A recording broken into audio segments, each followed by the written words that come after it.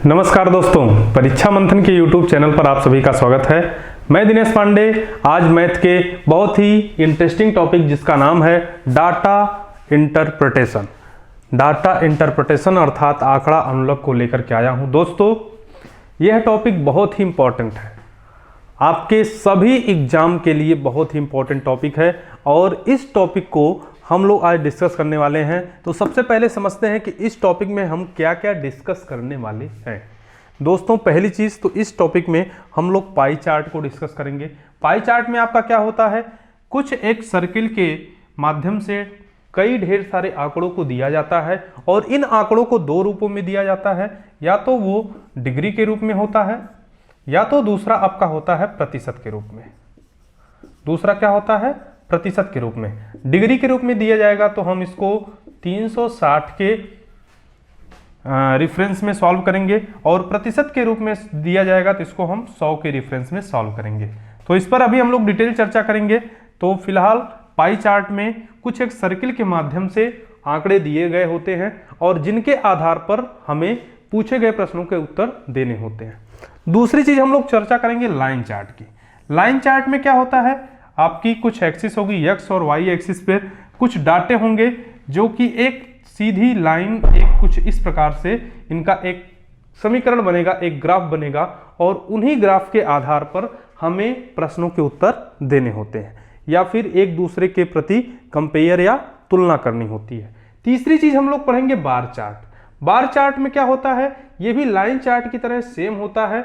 इसको हम x Y के रिफरेंस में कुछ ऐसे इसका चार्ट बनेगा जिसको बोलते हैं दंड चार्ट। इसी को बोलते हैं दंड चार्ट। तो हम कुछ एक ऐसा चार्ट होगा जिसमें कुछ इस प्रकार के आंकड़े दिए गए होंगे जिनके दोनों के आधार पर हम कुछ चर्चा करेंगे। और सबसे लास्ट में हम लोग पढ़ेंगे टेबुलेशन।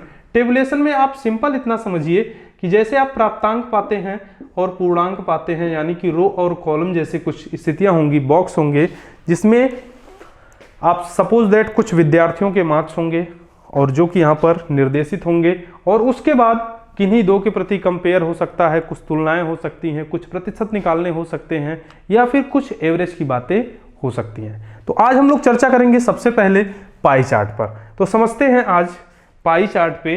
पाई चार्ट को शुरू करने से पहले आपको तीन चीजें बता दें कि जब भी आप डीआई पढ़िए, डीआई के लिए आपको तीन चीजें आना बहुत ही जरूरी है और वो तीन चीजों इस डीआई का बेस तैयार करती हैं और उन तीनों चीजों का केवल आपको बेसिक कॉन्सेप्ट पता होना चाहिए।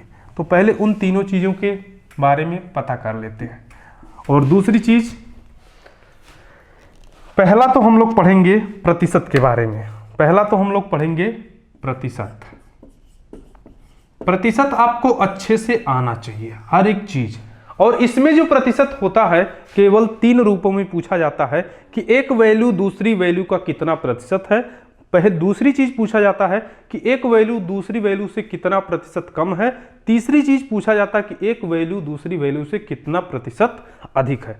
ये तीनों कॉन्सेप्ट अगर आपको जरा सा भी डाउट है तो प्रतिशत वाली वीडियो में जाकर के जरूर देखिएगा। हमने इस प्रतिशत वाली वीडियो इसके पहले बनाई है, उस वीडियो को जरूर देखिएगा, फिर ये कॉन्सेप्ट आपका क्लियर हो जाएगा। और यही तीन कॉन्सेप्ट पर हम यहां पर प्रयोग करेंगे। दूसरी चीज हमें आना चाहिए एवरेज, जिसको बोलते हैं औसत। औसत तो आपको पता होगा। औसत में क्या होता है इसके बारे में भी हम प्रीवियस एक वीडियो में चर्चा कर चुके हैं। क्या होता है औसत, आपको समझ में आ जाएगा। जो हम स्टैटिक मैथ वाली वीडियो बनाए हैं उसमें जो फर्स्ट हम लोग बात करते हैं मीन की, मतलब संख्याओं का योग बटे कुल संख्या, बटे कुल संख्या। तीसरी चीज हमें पता होना चाहिए अनुपात। अनुपात यानी कि रेशियो। तीन चीजें अगर हमें अच्छी तरह पता है तो फिर हमारा डीआई कैसा भी हो सॉल्व हो जाएगा। तो आज हम लोग डीआई के फर्स्ट टॉपिक पे चर्चा करेंगे जिसका नाम होगा पाई चार्ट। तो आइए सीधे क्वेश्चन पर आते हैं और क्वेश्चन में आने से पहले अनुपात पर थोड़ा सा चर्चा करेंगे। देखिए, प्रतिशत और एवरेज के बारे में तो आपको पता है, रेशियो के बारे में थोड़ा सा चर्चा कर लिया जाए। रेशियो में आपको दो चीजें समझना है। कई बार कुछ ऐसे रेशियो हमारे सामने आ जाते हैं जिन्हें हम डिवाइड करने में बहुत टाइम लगा देते हैं, अदरवाइज या तो गलत डिवाइड कर देते हैं, लेकिन परीक्षा में हमारी वैल्यू पॉइंट में दी गई होती। सपोज दैट जैसे अगर दिया है 791 बटे दिया है 800, सपोज दैट दिया है 79 या फिर दिया है 77 मान लेते हैं। अगर इस वैल्यू का हमें मान ज्ञात करना हो तो 0 पॉइंट समथिंग आएगा। तो आप कैसे सॉल्व करेंगे कम समय में, इसके बारे में आपको बता रहे हैं। आपको ध्यान क्या देना होगा, इस हर को लेना होगा और ध्यान देना है कि हमें ऐसी संख्या जोड़नी है, एक ऐसी संख्या जोड़नी है दोनों तरफ इस x की वैल्यू जिसमें इसमें जोड़ दे तो सबसे लेफ्ट साइड केवल अंक बचे, राइट साइड 0 0 हो जाए। तो आपको पता है 77 में 3 जोड़ा जाएगा तो 80 होगा, 20 और जोड़ दिया जाएगा तो वो पहुंच जाएगी 900। मतलब 23 अगर जोड़ दिया जाए तो हम इसमें भी नीचे भी 23 जोड़ देंगे और ऊपर भी क्या करेंगे 23 जोड़ देंगे। तो वैल्यू कितनी हो जाएगी, ऊपर वाली वैल्यू आपकी हो जाएगी, ऊपर वाली हो जाएगी 4 और 9 2 11 के 1 और 814 और बटे जोड़ेंगे तो ये हो जाएगी 900। अब हम आराम से इसको सॉल्व कर सकते हैं। 9 9 81 हो जाएगा और ये हो जाएगा टोटल, ये अगर हम इसको सॉल्व करेंगे तो 900 है, 9 9 81 हो गया और उसके बाद आपका होगा पॉइंट समथिंग आएगा और जो भी है 90 पॉइंट, ये आपका 40 बचेगा, लगभग आपका जाएगा 9.4 के आसपास और 2 अंक पे 0 लगाएंगे तो इसका मतलब यहाँ पे 90 है तो यहाँ पे 0 इधर आ जाएगा। अगर इसको सॉल्व करेंगे 0.9 के समथिंग आएगा। तो आप इसको अगर ऐसे भी सॉल्व करेंगे तो 0.9 के आसपास इस वाले की वैल्यू आएगी। तो उम्मीद आप समझ गए होंगे। आपको समझना क्या है, ऐसी संख्या को जोड़ना है कि केवल लेफ्ट साइड में अंक बचे और बाकी सब 0 0 हो जाए और इसका जो आंसर होगा, क्योंकि अब हमें 9 से आराम से भाग दे सकते हैं और भाग देने के बाद जैसे 2 0 है तो 2 0 द पॉइंट को इधर कर लेंगे, 2 पॉइंट। उम्मीद है इतनी बात आपको समझ में आ गई होगी। तो आइए हम लोग क्वेश्चन करते हैं कि क्या होगा। अब हम बात करते हैं थोड़ा सा पाई चार्ट की। पाई चार्ट में जैसे हमने आपको बताया कि पाई चार्ट 2 रूपों में होती है, एक होता है डिग्री में, एक होता है आपका प्रतिशत में। तो सबसे पहले हम लोग इनके नेचर की बात करते हैं। क्वेश्चन लेते हैं एक, दो व्यक्ति ए और बी की मासिक आय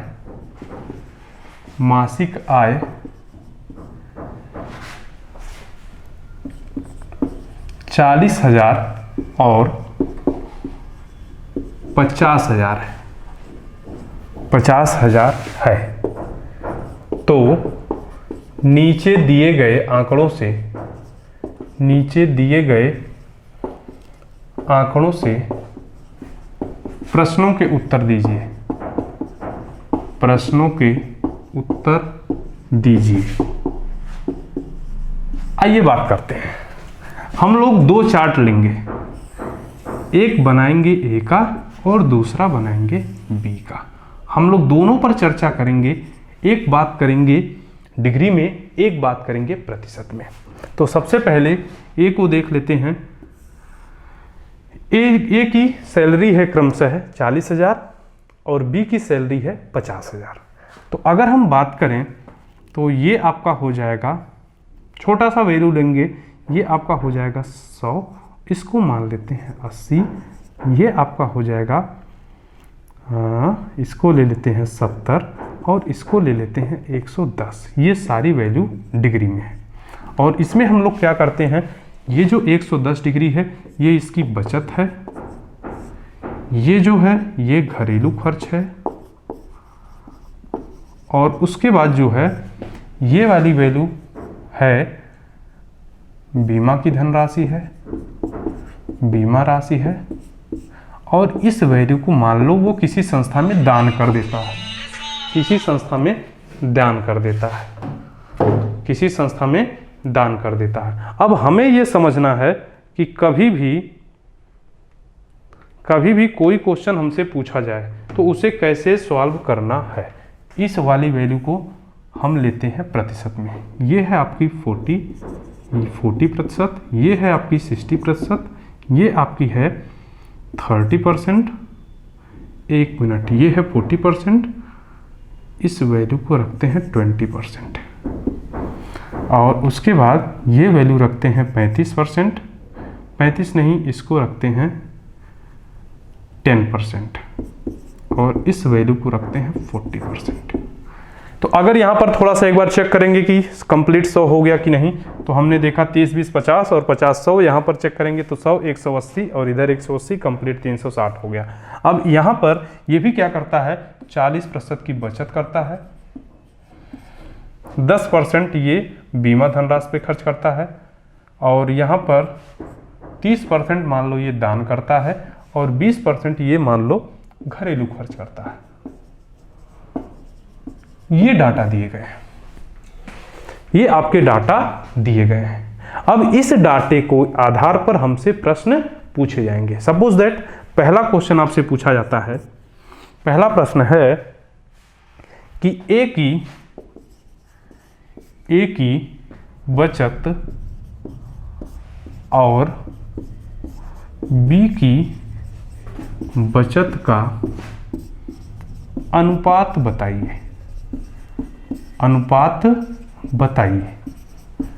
अगर मुझे ए की बचत और बी की बचत का अनुपात बताना है तो सबसे पहले ए की बचत निकालेंगे। तो ए की बचत है कितनी, ए की बचत 110 डिग्री है। ए का मासिक कितना है भाई आय, 40,000 रुपये। तो हम लिख लेंगे 40,000 गुणे 110 और बट्टे 360। इस वैल्यू को कट करेंगे और यहाँ पर हमारा जो उत्तर आएगा ये आएगा आपका, अगर देखेंगे तो ये अगर 4 से कट करते हैं तो 4 9 36 हो जाएगा। इधर आपका हो जाएगा, इतना हो जाएगा 10,000। और फिर उसके बाद अगर हम कट करते हैं सीधे 9 से, तो 9 से अगर कट करेंगे तो ये वैल्यू हो जाएगी कितना, 9 एकम 9, और उसके बाद आ जाएगा 9 एकम 9, 9 एकम 9, 9 एकम 9, 0.12 लिख लेते हैं और गुणे कर देते हैं 11, एक वैल्यू कोई आ जाएगी। और इतना बटे करेंगे कितना, ये वाली वैल्यू कितना है भाई, बी की बचत। तो बी की बचत पहले निकाल लेते हैं।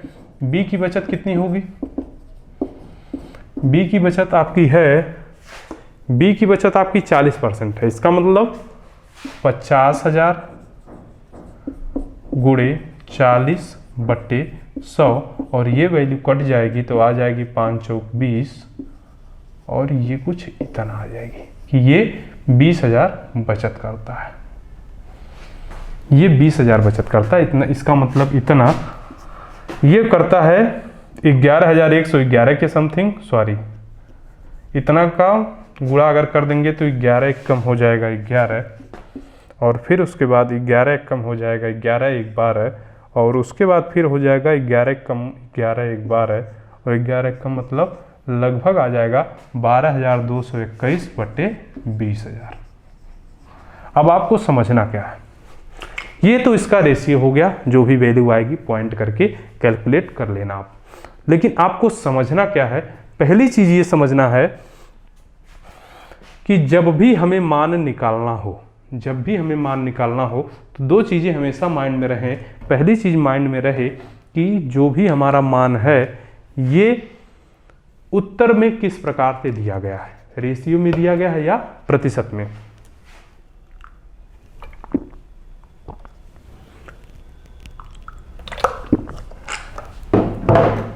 जैसे कि अगर आपसे पूछता कि कौन अधिक बचत करता है तो उत्तर क्या आता, बी की बचत अधिक होती है।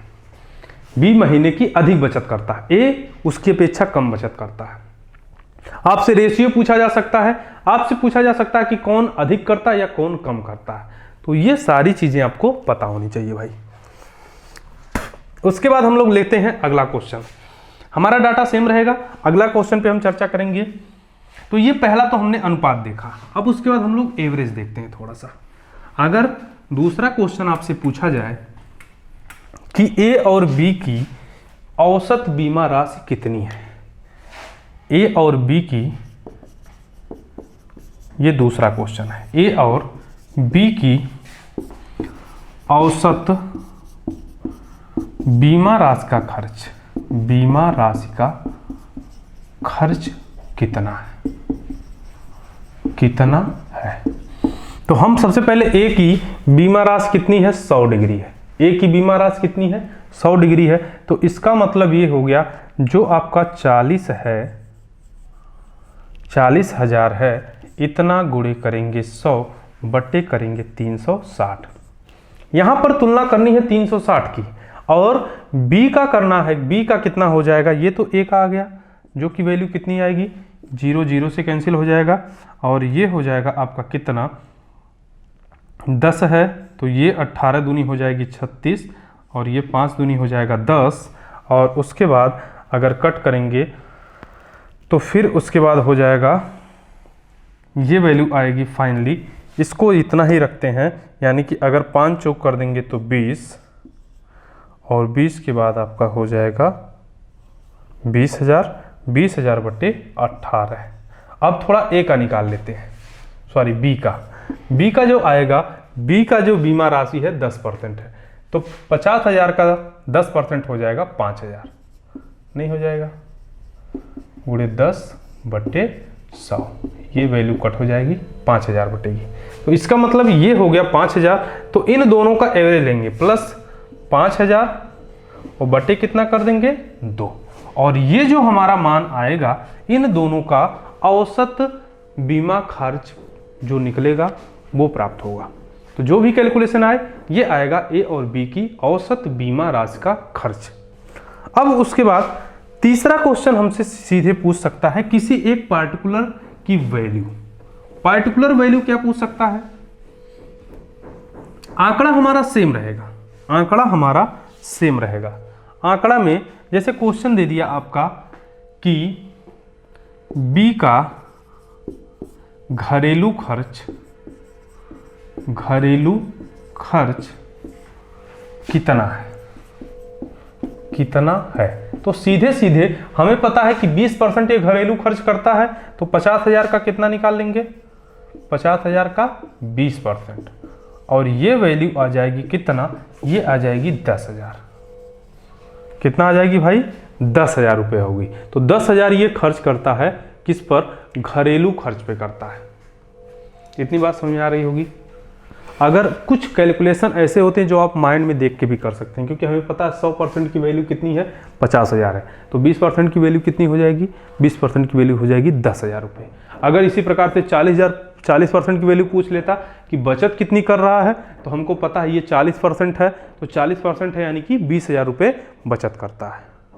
अगर पूछ लेता बीमा राशि कितनी है, इसी का 10% यानी 5,000 रुपये ये बीमा पर खर्च करता है। अगर ये दान कितना करता है ये पूछा जाता तो 30% हो गया। 30% का मतलब ये हो जाएगा कि 15,000 रुपये। इतनी बात उम्मीद है आप समझ गए होंगे। अब आगे हम बात करते हैं कुछ और क्वेश्चन कैसे हो सकता है, इसको थोड़ा सा चर्चा कर सकते हैं। आगे क्वेश्चन थोड़ा सा चर्चा करेंगे हम लोग, थोड़ा सा अभी चर्चा कर लेते हैं। और दूसरी चीज, जितने भी पाई चार्ट होंगे इन पे कितनी भी बातें होंगी, इन चीजों को हम थोड़ा सा डिस्कस करते रहेंगे। एक ये कह रहे थे भैया बोल दीजिएगा, क्लास नहीं बोल दीजिए, उठेगा तो क्लास में भी बात करते हैं 10 मिनट। हेलो,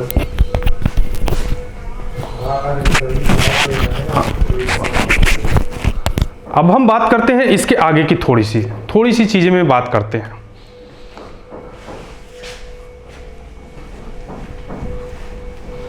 अगर किसी के एक पार्टिकुलर चीज पर चर्चा किया जाए, हम केवल पाई चार्ट की बात कर रहे हैं, बस इसके कैलकुलेशन की। कैलकुलेशन बाबू बहुत छोटा होता। अगर कभी भी आपसे प्रतिशत अधिक और प्रतिशत कम पूछा जाता है तो हम क्या करेंगे, इसके बारे में देखो। अगर पूछ लेता बी की बीमा राशि बी की कुल राशि से, कुल आय से कितना प्रतिशत कम है, कितना प्रतिशत कम अथवा अधिक है। कम अथवा अधिक है। अगर क्वेश्चन ये आ जाता है तो हमको पहले पता करना है बी की बीमा राशि है कितनी। तो बी की बीमा राशि आपको पता 10% यानी 5000 होगी। कितना है भाई? 5000 है। अब हमें ये देखना कि ये इससे कितना प्रतिशत कम है। तो हमको पता है 100% यानी कि टोटल 5000 है, टोटल 50,000 ये कमाता है। 50,000 में से अगर 5,000 निकालेंगे तो वैल्यू आएगी 45,000 रुपये। हमें ये जानना है कि ये 45,000 ये इसका प्रतिशत वैल्यू कितना होगा। तो हमें कैसे निकालना होगा? तो तुरंत 45,000 गुणे 100 और बटे करेंगे 5,000, क्योंकि कम है ना, सॉरी 50,000। अब यहां पर 50,000 जैसे ही लिखेंगे तो यहां पर ये 3 जीरो, इन 3 जीरो से और ये इससे कट जाएगा और ये वैल्यू हो जाएगी 5 9 45 और ये आ जाएगी 90% कम है। कितनी प्रतिशत कम है? 90% कम है। अगर पूछ लेता कि बीमा राशि कुल राशि का कितना परसेंट, ये तो निकल आई है 10% है, लेकिन कितना प्रतिशत कम है तो कितना हो जाएगा? 90% कम है।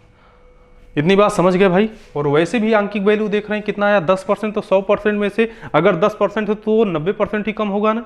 लेकिन अगर यही अधिक पूछता तब क्या करते? तब यहाँ पर बटे कर देते हम कितना, मतलब इसी वैल्यू में सीधे बटे 50,000 की बजाय क्या कर देते 5,000 और ये वैल्यू 100% से अधिक प्राप्त हो जाती। तब ये वैल्यू आ जाती लगभग, आइए इसको भी कर लिया जाए। अगर अधिक पूछ लेता तब यहाँ पर आप इस वैल्यू को तुरंत नीचे 5,000 रखते और ये मान आ जाता। उम्मीद है ये बात आप समझ गए होंगे। अब हम लेते हैं एक दूसरा क्वेश्चन, उस दूसरे क्वेश्चन पर भी थोड़ा सा चर्चा कर लेते हैं। अगला क्वेश्चन है आपका, सेम पाई चार्ट रहेगा। इस बार मैं सिंगल एक चार्ट दूंगा और उस चार्ट के आधार पर हमें पूछे गए प्रश्नों का उत्तर देना है।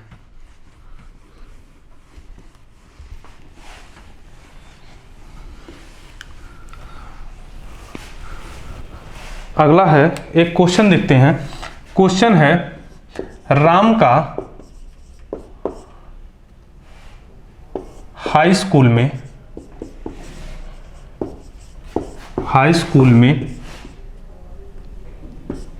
400 अंक प्राप्त हुआ, जिसका विवरण निम्न है।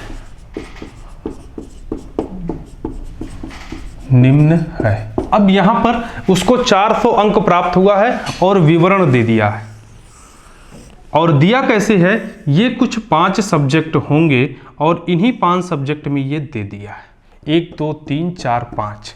हमें क्या दिया है कि एक सब्जेक्ट में 10% है, एक सब्जेक्ट में 20% है, एक सब्जेक्ट में 30% है, तो 30 20 50 10 60 और एक सब्जेक्ट में मान लो आपका 60 और दूसरा ले लेते हैं आपका 20% और 20%। और इन सब्जेक्ट का नाम रख देते हैं।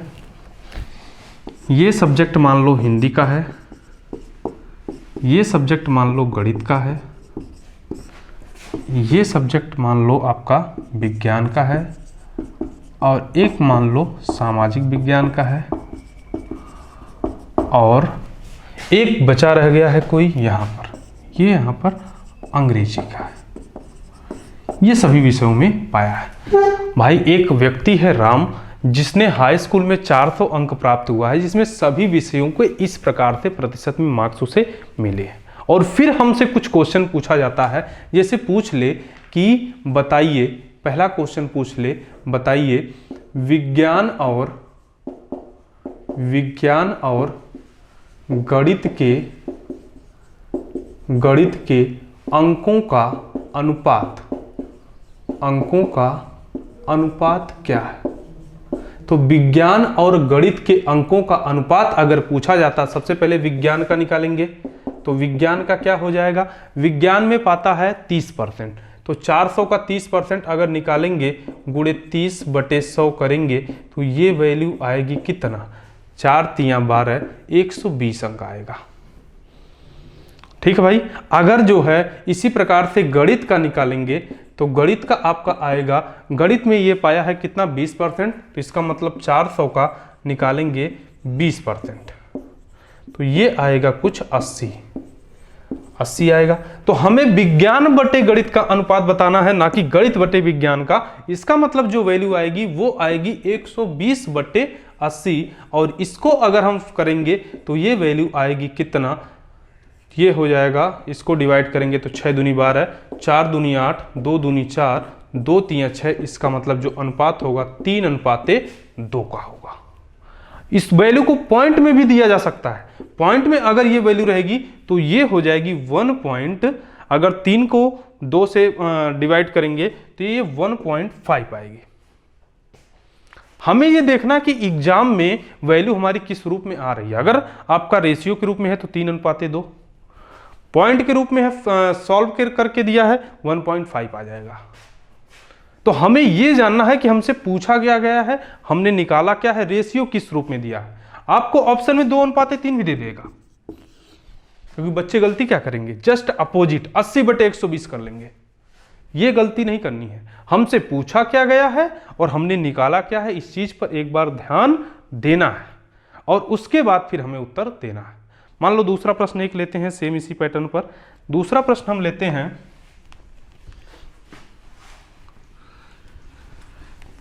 कि सभी विषयों का औसत अंक, सभी विषयों का औसत अंक कितना है, औसत अंक क्या है। तो औसत अंक के केस में सबसे पहले 20% की वैल्यू निकालेंगे, तो ये हो जाएगा 4 दूनी 8/100। इसका मतलब आपका अंग्रेजी में कितना हो जाएगा, अंग्रेजी में हो जाएगा 80 नंबर, और उसके बाद सामाजिक विज्ञान में भी कितना हो जाएगा, 80 नंबर हो जाएगा। उसके बाद विज्ञान में कितना हो जाएगा, तो विज्ञान में आपका हो जाएगा 4 तियां 12, 120 नंबर हो जाएगा। उसके बाद गणित में कितना हो जाएगा, गणित में भी आपका हो जाएगा 80 नंबर।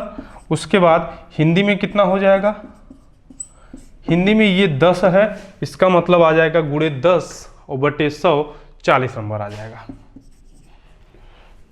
और अगर इन सब का एवरेज लेना है तो हमें करना क्या होगा, 80 + 80 + 120 + 80 + 40 और बटे कितना 5। और ये जो वैल्यू आएगी ये आएगी, ऊपर वाला तो हमें पता है 400 और बटे 5, और इसको अगर हम डिवाइड करेंगे तो वैल्यू कितनी आएगी। और आप इसको बिना जोड़े, जो तेज किस्म का बच्चा होगा वो जानता है कि टोटल जोड़ने पर हमें 400 ही मिलेगा। ये कब करेंगे, जब टोटल पूछे। लेकिन अगर किन्हीं 4 सब्जेक्ट का पूछ लेता तब हमें उस सब्जेक्ट का मान निकाल करके, केवल सपोज दैट केवल 3 सब्जेक्ट का पूछ ले या 4 सब्जेक्ट का, तो वहां पर हमारी वैल्यू कुछ डिफरेंट आएगी। यहां पर तो मान आ जाएगा, कितना आ जाएगा, टोटल 90 आ जाएगा। ये इसका औसत अंक आएगा। लेकिन अगर किन्हीं सभी का ना लेकर के कुछ सब्जेक्टों का पूछे, जैसे केवल ऊपर का 3 पूछ ले, अगर वो आपसे पूछ ले कि बताओ अंग्रेजी, सामाजिक विज्ञान और विज्ञान, तो यहां पर जो वैल्यू आएगी ये आएगी 200, तीनों को जोड़ेंगे, इसका मतलब 80 + 80 + 120, इस बार बटे 3 करेंगे। 3 संख्याएं जोड़ी गई हैं तो बटे 3 करेंगे। यहां पर जो वैल्यू आएगी 280/3 आ जाएगी, 280/3 आ जाएगी। अगर यही 4 सब्जेक्ट पूछता तो उसको 4 ले लेते और बटे 4 कर लेते। तो हमें यह ध्यान देना है कि हमसे क्या पूछा गया है। तो पहला हमने रेशियो का देखा, दूसरा हमने एवरेज का देखा। अब थोड़ा प्रतिशत की बात कर लेते हैं। प्रतिशत में क्या पूछ सकता है आपसे, छोटे छोटे प्रश्न आते हैं, बस अगर हमारा कैलकुलेशन सही है, बेसिक कैलकुलेशन, तो फिर हमारा उत्तर सही होता है।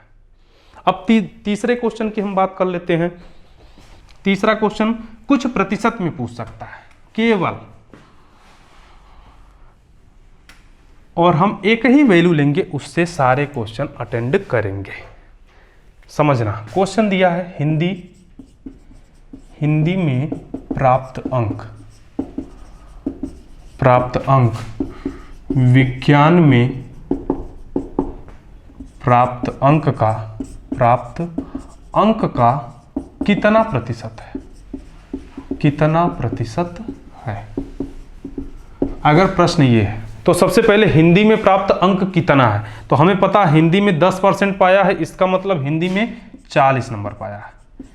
हिंदी में कितना पाया है 40, और विज्ञान में कितना पाया 30%, यानी कि कितना होगा 120। लेकिन कह रहा कि ये अंक इस अंक का कितना परसेंट है, इसका मतलब सीधे 40 गुणे 100 बटे 120, और ये वैल्यू हो जाएगी 4 तियां 12 और 10 चौक 40, और ये वैल्यू आएगी कितना 100 बटे 3, मतलब 33 सही 1 बटे 3% आएगी। 33.5% जो भी वैल्यू आए।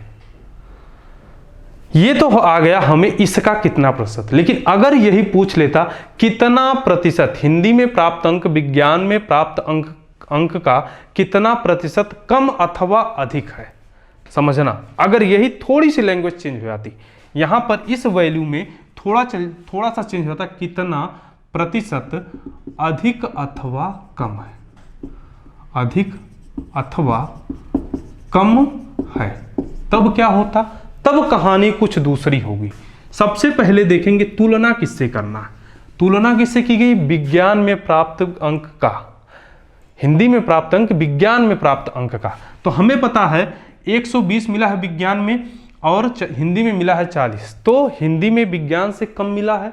कितना कम मिला है इसको भी देख लेते हैं। तो 120 में से 40 माइनस कर देंगे, वैल्यू कितनी आएगी 80 आएगी, 80 आएगी ना। हमें देखना कि 80 अब कितना प्रतिशत है, तो 80 गुणे 100 और बटे कितना कर दें, तो हमको पता है कम है ना भाई। तुलना किससे करनी है, विज्ञान में प्राप्त के अंक का ना, तो तुलना बड़े वाले से की जा रही है तो नीचे बड़ा वाला हो जाएगा। अगर यही कहा था विज्ञान में प्राप्त अंक हिंदी में प्राप्त अंक से कितना होगा, तब यहां पर क्या हो जाता, सेम चेंज जी, नीचे अब आ जाता क्या, नीचे आ जाता 40, और इसका मान जो आएगा ये आपका आएगा लगभग 640, और उसके बाद ये आपका हो जाएगा 3 20, इसका मतलब ये हो जाएगा 200 बटे 3, ये प्रतिशत की वैल्यू होगी। और यहाँ पर निकालेंगे तो ये आपका कट जाएगा और ये 20, इसका मतलब हो जाएगा लगभग 200% होगा भी। 80 और 40 का लगभग डबल है, 200% हो जाएगा कि नहीं हो जाएगा। तो आपको ये चीज हमेशा ध्यान में रखना होगा कि हमें क्या पूछा गया है, तुलना किससे करनी है और निकाला किससे गया है। उम्मीद है ये बात आपको समझ में आ गई होगी, बोलिए। तो आपको जब भी डीआई सॉल्व करना हो 3 काम करने होते हैं, केवल एवरेज लेना होता है संख्याओं का, या तो फिर आपको उनका रेशियो में उत्तर देना होता है, या तो फिर कोई प्रतिशत वाली वैल्यू पूछी जाती है, और वो भी केवल 3 रूपों में कि पहली संख्या दूसरी संख्या का कितना प्रतिशत है, या कितना प्रतिशत कम है, या कितना प्रतिशत अधिक है। केवल 3 लैंग्वेज। रेशियो में 2 चीजें होती हैं। रेशियो में आपका क्या होगा, या तो पॉइंट वाली वैल्यू होगी या तो फिर रेशियो में होगी। एवरेज में भी सेम कंडीशन है कि हमें किन किन वैल्यू का एवरेज निकालना है। तो दोस्तों उम्मीद है पाई चार्ट के 2 प्रश्नों से आपको कई सारे डाउट क्लियर हो गए होंगे। तो अब जो है अगले टॉपिक पर हम लोग डिस्कस करेंगे। अगला टॉपिक है आपका लाइन चार्ट, बार चार्ट और टेबुलेशन। तो आज हम लोगों ने पाई चार्ट पर डिस्कस कर लिया है। आगे की वीडियो में हम लोग लाइन चार्ट, बार चार्ट और पाई चार्ट पर डिस्कस करेंगे। ओके दोस्तों, तो उम्मीद है ये चीजें आपको समझ में आई होंगी। मिलते हैं फिर अगली वीडियो में एक नए जोश के साथ। तब तक के लिए शुक्रिया, धन्यवाद, जय हिंद।